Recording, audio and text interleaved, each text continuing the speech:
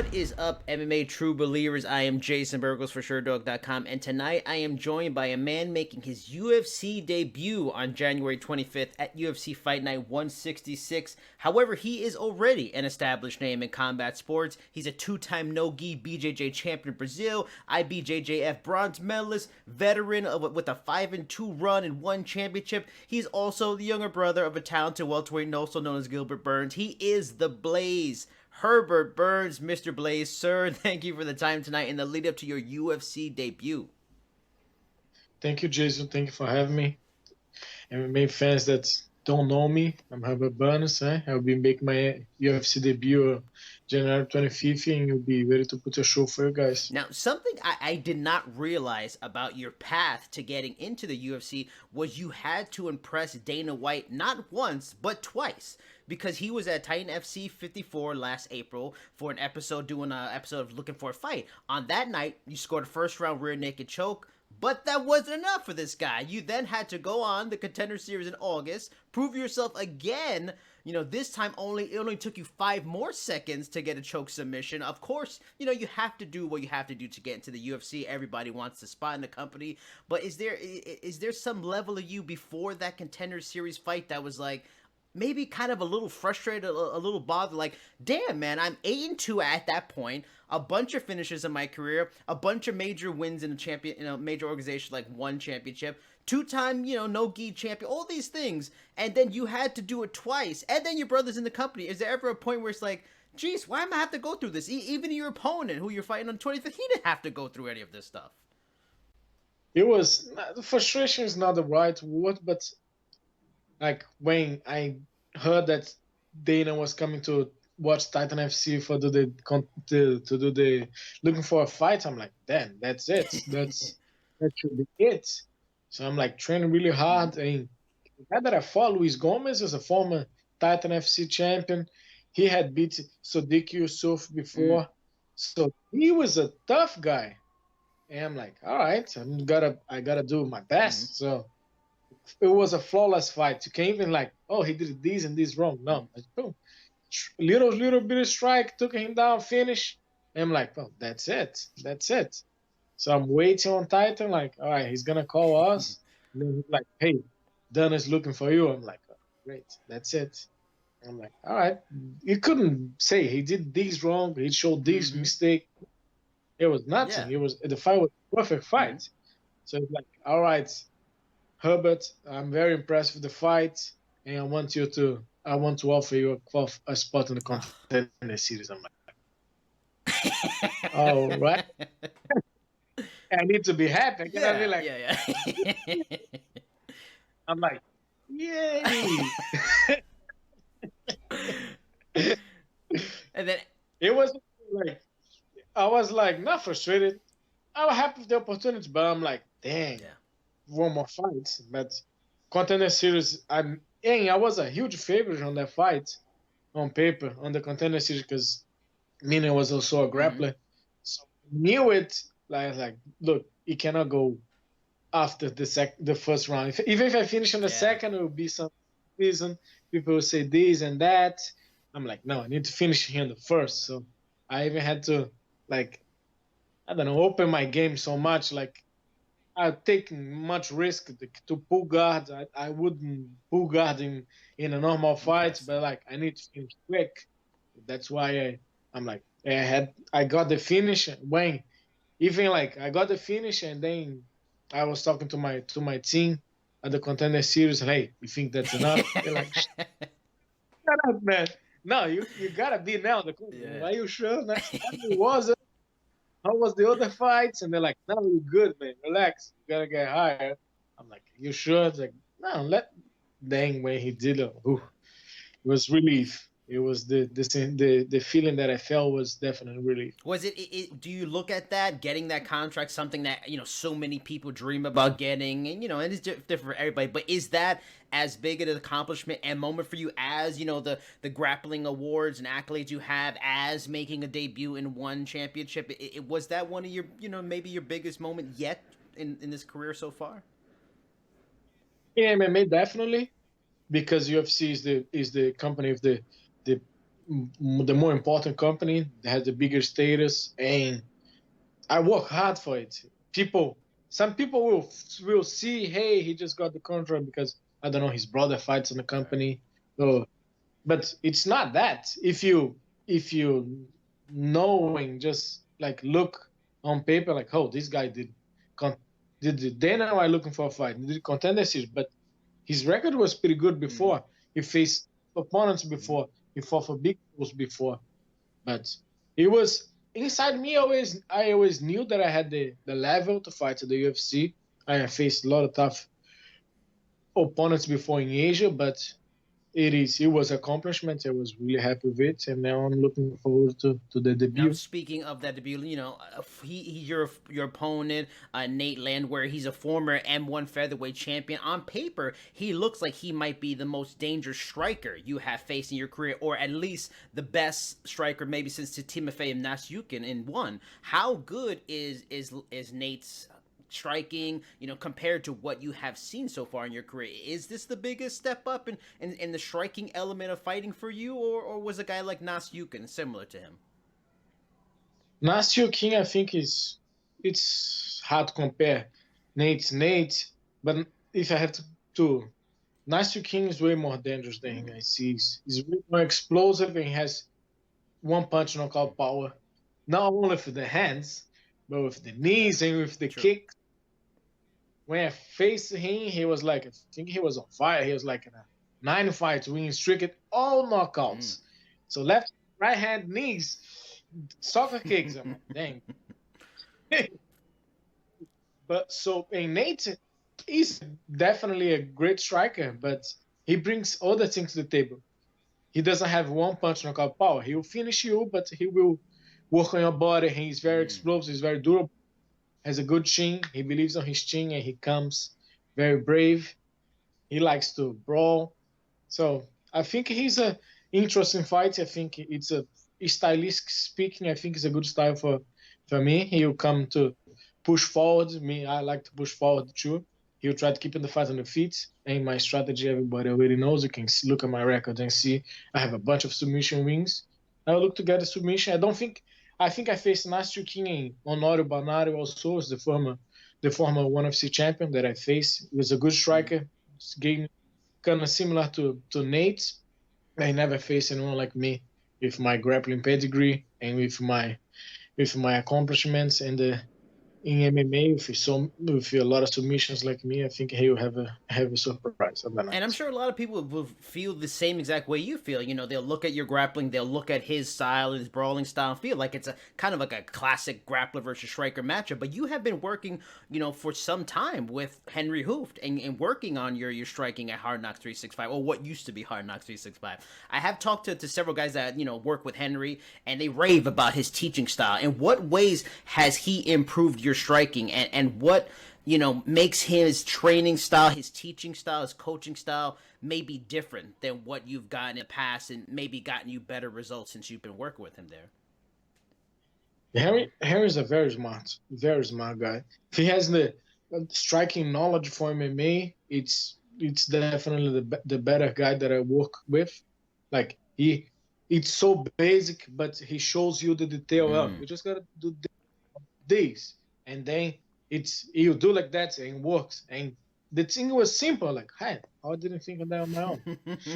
I've heard that a lot. All the people I told you say to have talked to me about him say it's just simple, and it's the same kind of thing. He tells you in this easy way that they never got before.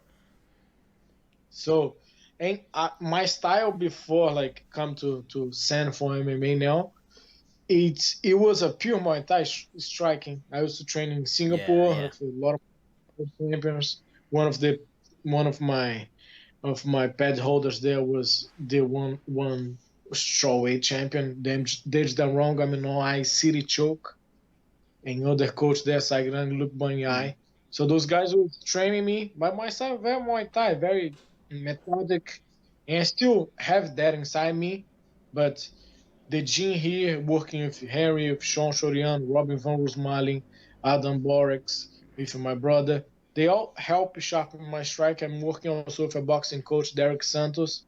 He works with with many boxing world champions for years, training for him, Belfort training for him sometimes. So I'm moving my head a little bit more. My last fights on the Contender Series, people, when I got pressed against the cage, some people were like, hey, I, I am relaxed, but you expose a little bit something that I had to work on. I worked on that. So I feel pretty confident on my striking. Henry is traveling, but Sean's working, Kiman's working, Marquez is working for me. So we have a great team here, great guys here. This week I was training and Vitor Belfort took me on the side. Hey, let's work on these and these and these. So it's great. The gym has a bunch of great fighters and great coaches, and they are helping each other. And I feel ready to face next. Does a guy like Vitor Belfort, does he kind of give you any, like, what's the kind of tips he gives you? Like, is he's watching you and he's seeing things, like when you talk to him and learn from him, the wealth of knowledge he has, like, what are some of the things he kind of gives you that made you go, oh man, thanks, that's so helpful? It has a lot of angles. And even about strategy, like the guy will come, I saw his fight, he'll come like this and this and this, so you gotta be ready for this situation. When he puts you in that situation, you're gonna do this and this, anticipates this. And strategy, fight tips, and even like, look, it'll be your first fight. You have these and these feelings, but man, believe in your training feet. These guys before. Gilbert's the same thing. Gilbert's a lot about like, hey, you first fight in the UFC, but don't feel the pressure. Like I'm very relaxed, so I need to pump it up before the fight. So, but I like pressure. We have every time there is pressure. I think we need to use the pressure. I use this pressure to motivate me and train harder. Every time I go to the gym, hey, I need to keep pushing, keep sharpening my tools, and I feel really confident for this fight. On the flip side, because we're talking about Nate striking and you're grappling, but and if that's his strong point, if his fighting style, but obviously your grappling is his strong point. Do you think he fully has even understanding the level of grappling he will have to deal with when he fights you? Has he even fought anybody close to what he's gonna get, and is that a huge advantage for you going into fight night? I think it is. I don't think that's up to him if he understand how my level of grappling it is. But I think he should. Like I'm not being like even like I wasn't active as much last year, but the year I think 18 I trained a little bit. I got third place in the Pan Ams. I wasn't focused on. I'm still focused on MMA. I thought it was open. I won my division, middleweights, not my division. I went way higher. Hey, I went in the open class. I won the open class at tournaments. So I beat a guy in the final at 260 pounds. Holy shit. So I think if I don't think he wants to go to the ground for me. I think he'll run to the ground as much as he can. He won't try to grapple at all. But he'll have to change his approach to the fight. He's very he likes to brawl so much. I don't know how he'll adjust his approach to the fight, because if he comes like he came in his last fight, I think it'll be a quick night. I wanted to ask about the end of your relationship with One, because that's a big part of your career and the whole thing with Evolve, because I've read the articles where you mentioned, feeling like the organization was like retaliating against you for leaving the Evolve gym, which is owned by the One CEO, Chatri Seyongtang. For the folks that watch this that may not have read those stories, talk to me about how you went from one of their true best rising talents, of possible title contender, and winning 5 fights, your first 5 fights there, to all of a sudden being on the sideline for over a year and a half because of this situation. You feel that they were holding something against you. I don't even like to talk about it because it was a very frustrating point of my career.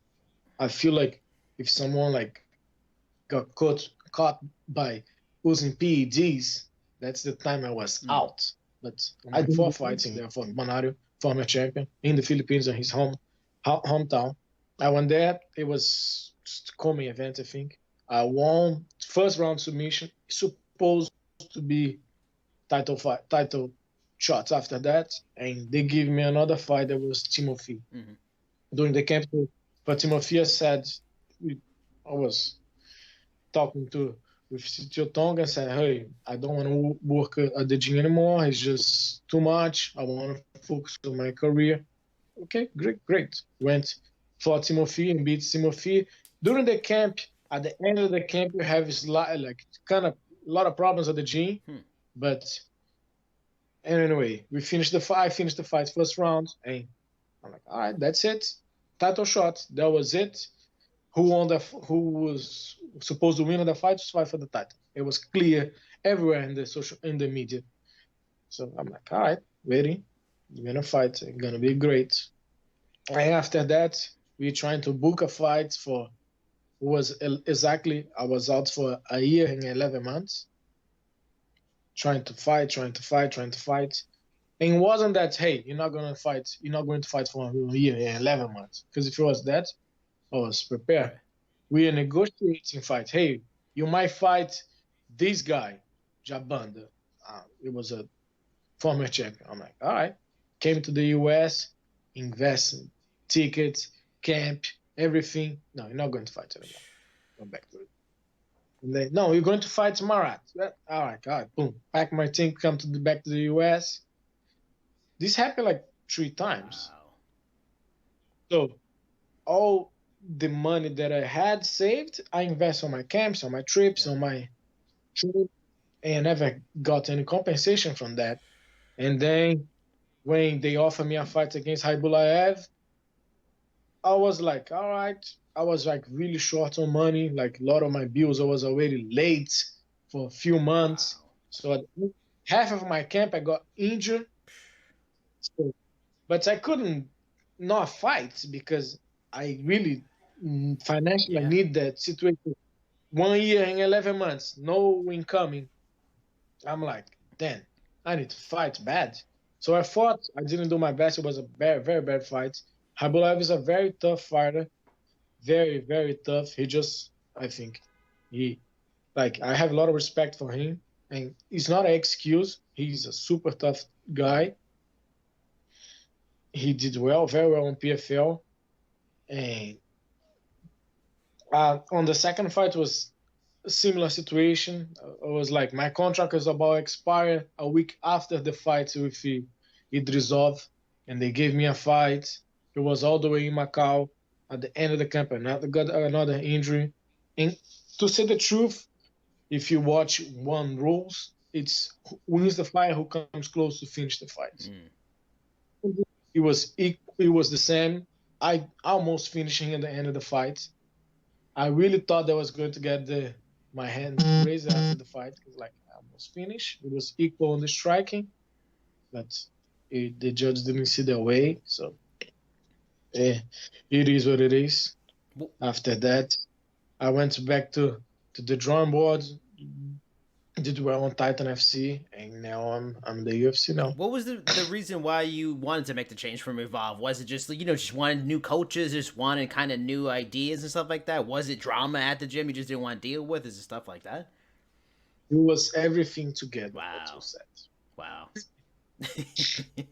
Now, do you look, obviously you look back on the time of frustration because of the money and stuff like that too, but on some level, is it also frustrating because did you enjoy, fighting for one and dealing with some of the other staff? Did you enjoy fighting in Asia? And all of those things make it just kind of a moment you look back in your life and, it's tough to see? Or in a way, do you look now at that whole thing as maybe something that you needed to go through because now you are where you are now? You're about to make a UFC debut, about to be in the same company fighting alongside your brother. In a way, did it maybe work out better for you? Did it kind of all the drama kind of get you to really where you wanted to be in the end anyway? I think everything happened for a reason, and what happened prepared to what I am today and what I will face upcoming. But it was a very frustrating situation because I feel like I was being held to I was not able to fight, but I was not injured. Like when I got the fight, I got injured. But before I was there was no injuries, Yeah. nothing holding me back from fighting besides the contract situations. So it was like I had to wait very long time for my contract to expire. If I had other fights, my record would be slightly better. I won't have the bad financial problem that I had. But like I said, this is all in the past, and all those tough situations build my character from now and way more experience.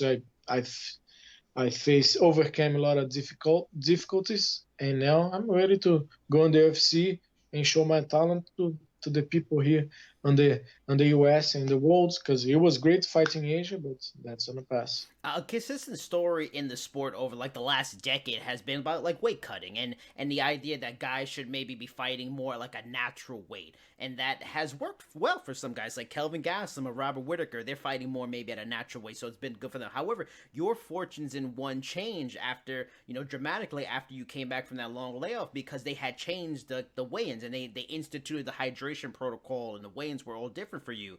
You are an athlete where cutting down means going to what's probably more your optimal weight at featherweight. Talk to me about why featherweight is a better division for you, even though you have to do all the cutting and stuff like that, say compared to fighting at a natural weight at lightweight. Why is going down and cutting to featherweight your optimal position?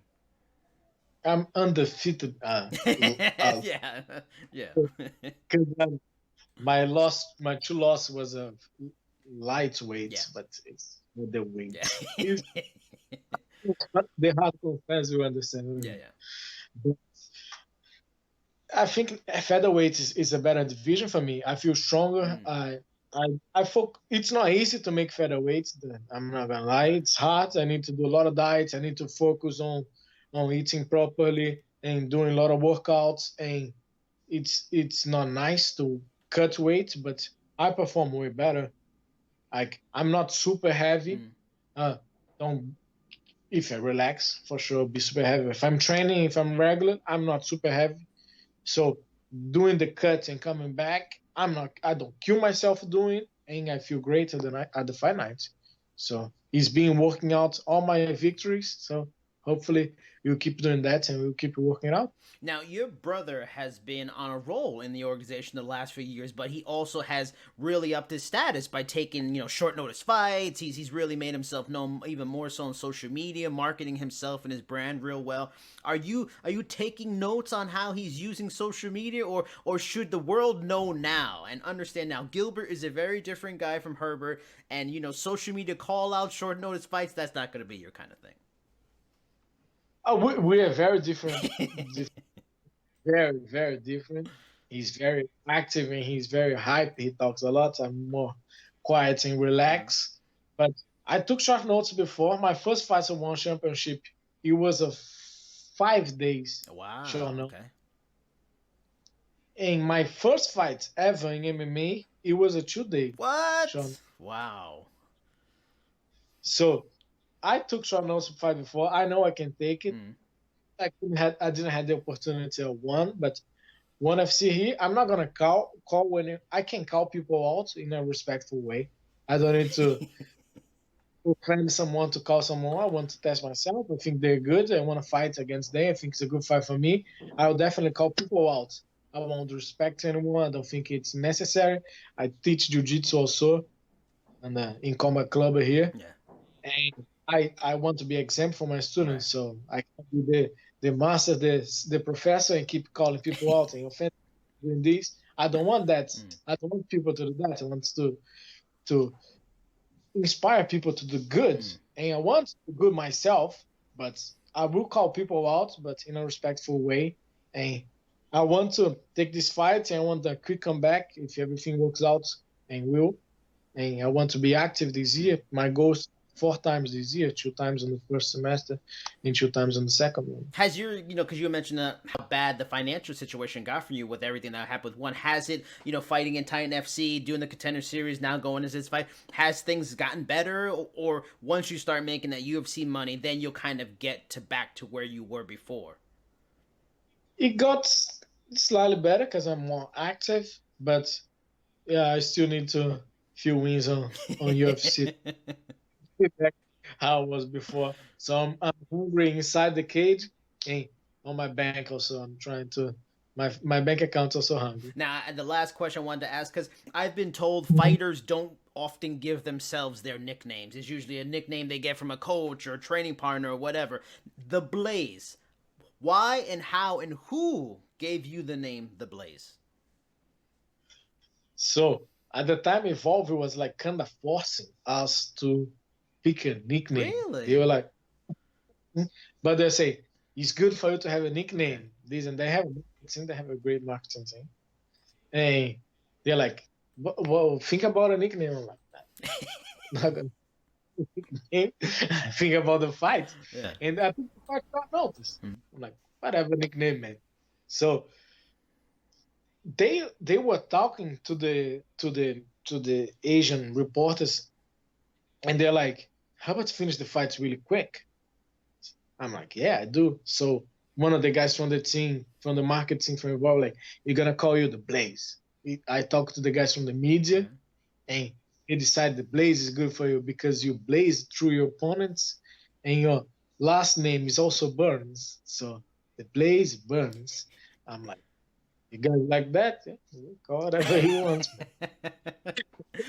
When you were thinking of names, what was the best one you could think of? That doesn't mean you liked the name that you thought, but what was the one that you were maybe thinking of telling them, okay, call me this? Was there any one that you remember? Not really. No. I'm fast. So like the Jinkon, they heard because we heard that and we joke around the guys. Call you Lightning. I said, no, shut up. That's Bibiano's nickname. So they keep calling and say, shut up. Just let them, they will figure something out. And they give me that. The announcer called me that before my first fight. And I won. So I'm like, all right, let's keep the superstitious on. I adopted the nickname. It was a good nickname. I think I'm the only Blaze on MMA. Only if there is a new one. I think I'm the only one. It's a unique nickname.